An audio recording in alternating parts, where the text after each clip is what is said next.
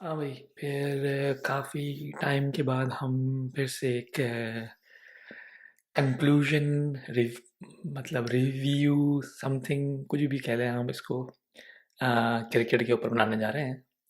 और इसका मकसद मेरा बिल्कुल भी नहीं है कि मैं इस क्रिकेट मैच को रिव्यू करूं आज के दिन, क्योंकि आई डोंट थिंक कि मैं रिव्यू कर सकता हूं वो चीज़।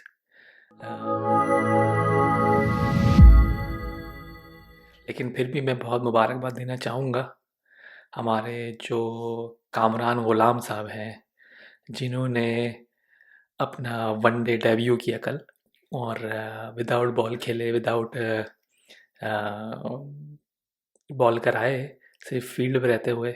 और उनको शुक्रिया अदा करना चाहिए हारिस सोहेल का, जिनकी वजह से वो सब्स्टिट्यूट बन के आए और वो अपना डेब्यू कर सके। तो हाँ, तो उनको मुबारकबाद मेरी तरफ से। सेकंड चीज़ ये कि यार मतलब रिज़ल्ट कुछ भी हो, अ, कल का मैच अच्छा हुआ। अगर वही बात है कि आपके ग्लेन फिलिप के बल्ले पे बॉल आ रही थी तो जा रही थी बाहर, लेकिन ऐसा एवरी डे नहीं होता है। हम लोग मैच जीत रहे थे, फिर एकदम पलट गया मैच। खैर, चले, कोई बात नहीं, होता है। लेकिन मेरा इस वीडियो बनाने का मकसद ये नहीं है। मेरा इस वीडियो बनाने का मकसद है कि जो कुछ हुआ है वर्ल्ड कप के बाद से अब तक, ठीक है, अब तक ये हुआ है कि हमने इंग्लैंड इंग्लैंड से सीरीज़ खेली है, हमने ऑस्ट्रेलिया से खेला है, हमने न्यूजीलैंड से खेला है, और वो भी होम ग्राउंड पे खेल के हम जो है हार रहे हैं। कोई बात नहीं, कोई बात नहीं, हारे हैं। मैं इस चीज़ को बिल्कुल भी पॉइंट वो नहीं करूँगा कि मतलब आई थिंक अगर आपको देखना है, एनालिस्ट देखना है, एनालिसिस देखने हैं आपको, तो आप देख सकते हैं टीवी पे भी, गूगल मार सकते हैं, यूट्यूब पे देख सकते हैं।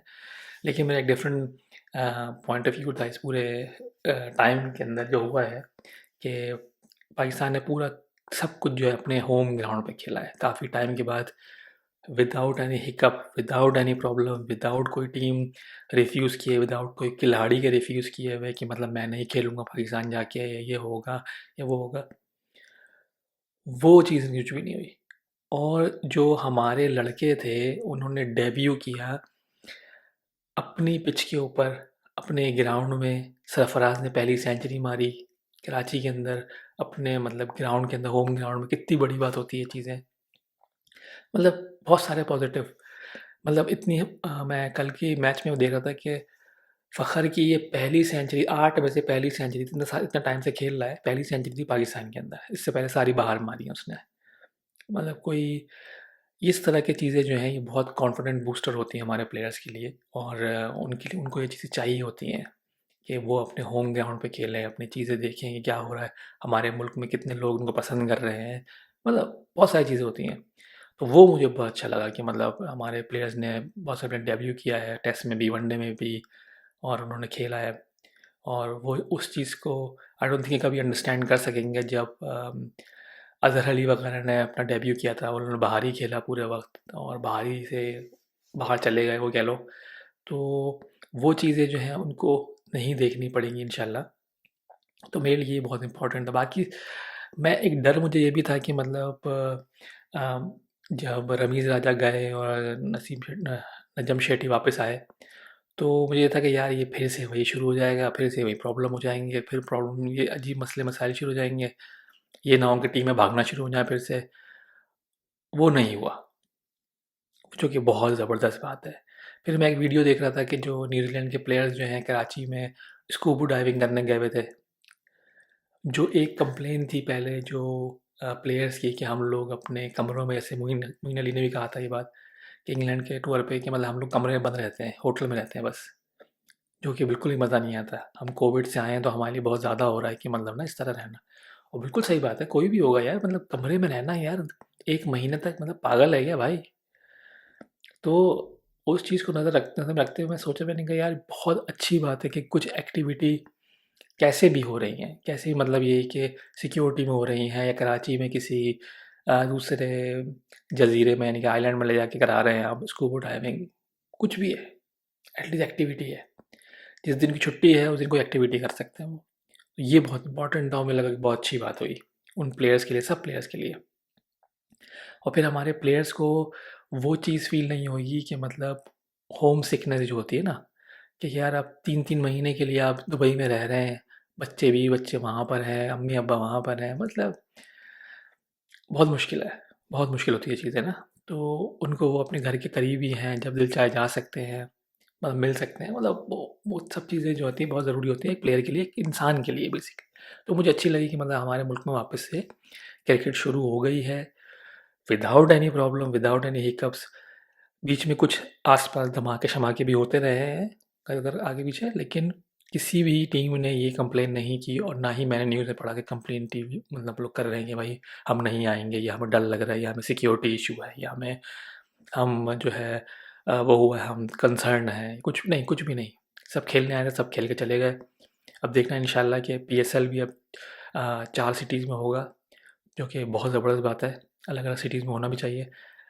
वो डिसीजन मुझे समझ में नहीं आया, नज़म शेषनी का मुल्तान से कराची मूव कर रहे हैं भाई, ओपनिंग सेरेमनी क्यों मूव कर रहे हैं भाई कराची? उसका मुल्तान का क्या कसूर है? मतलब क्या कमी है वहाँ पे? अब वो कहेंगे कि यार मौसम और ये और वो, लेकिन यार आप रमीज़ राजा का स्टेप अच्छा था कि मतलब उसने कहा था कि हम प्रमोट कर रहे हैं इस चीज़ को, ठीक है ना? तो वो चीज़ बहुत अच्छी थी। तो मेरी नज़र में जो है वो गलत डिसीजन है कि आपने opening ceremony Karachi move, Karachi को ऑलरेडी बहुत सारे मैचेस मिल चुके हैं। आई डोंट थिंक ये और चाहिए होंगे ना।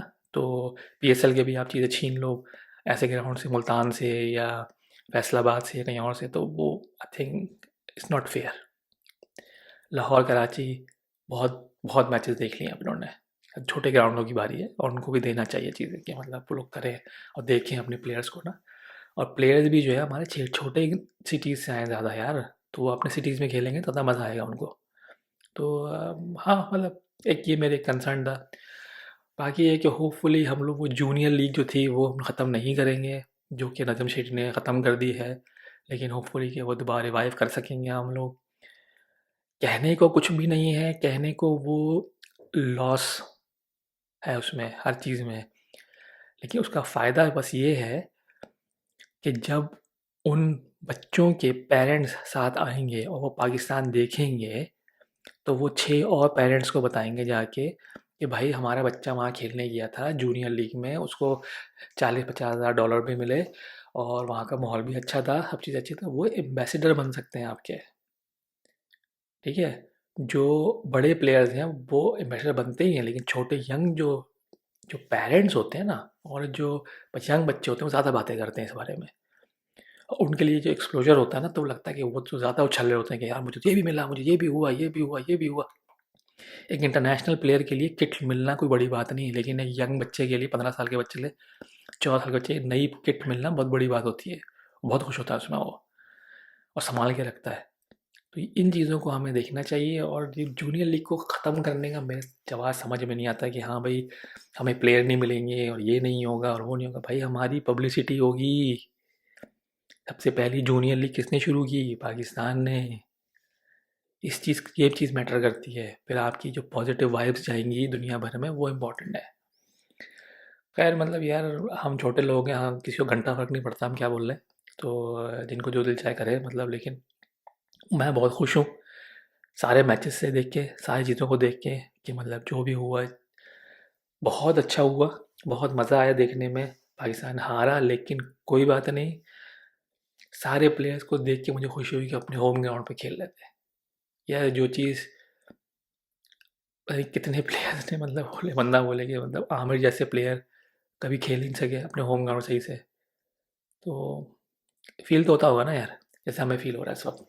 तो अच्छा रहा जो भी डिसीजन पीसीबी ने लिया था, अच्छा था। और होपफुली जूनियर लीग वापस आ जाएगी, पीएसएल बहुत ज़बरदस्त होगी हमारी, और हमें कोई मसला नहीं होगा आने वाले और मैचेस में। और टीमें जो हैं अब बिल्कुल भी डरेंगी नहीं आने में, क्योंकि डरने वाली वही टीमें थी, इंग्लैंड, ऑस्ट्रेलिया, न्यूजीलैंड, वो तो आगे चली गई। उससे पहले बांग्लादेश भी आगे जा चुकी है, वेस्ट इंडीज़ भी आती जाती रहती है, वो तो अपने अपने ही लोग हैं वो तो बचा कौन? इंडिया, वो तो आएगी नहीं, तो क्या कर सकते हैं हम। तो इसलिए आयरलैंड वगैरह का भी था आने का, फिर कैंसिल हो गया, लेकिन ये कि वो टीमें आएंगी। अफगानिस्तान तो आती जाती रहती है, वो तो रहते ही हमारे पास है।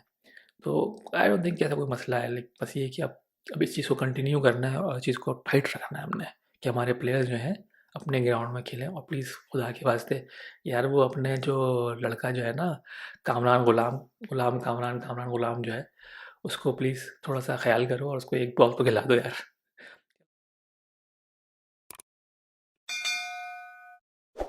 तो होपफुली आपको मेरा वीडियो अच्छा लगा होगा। अगर आपको समझ में आता है मेरा काम तो आप लाइक कर सकते हैं, शेयर कर सकते हैं और अगर मुझे सपोर्ट करना चाहते हैं तो आप मुझे सब्सक्राइब कर सकते हैं। कोई तनकीद हो तो कमेंट कर सकते हैं, अगर नहीं चल सबके सामने करना चाहते हो, मेरी इज़्ज़त रखना चाहते हैं तो मुझे ईमेल करके बता सकते हैं आप mr.sappada@gmail.com पे। अपना बहुत ख़्याल रखिएगा।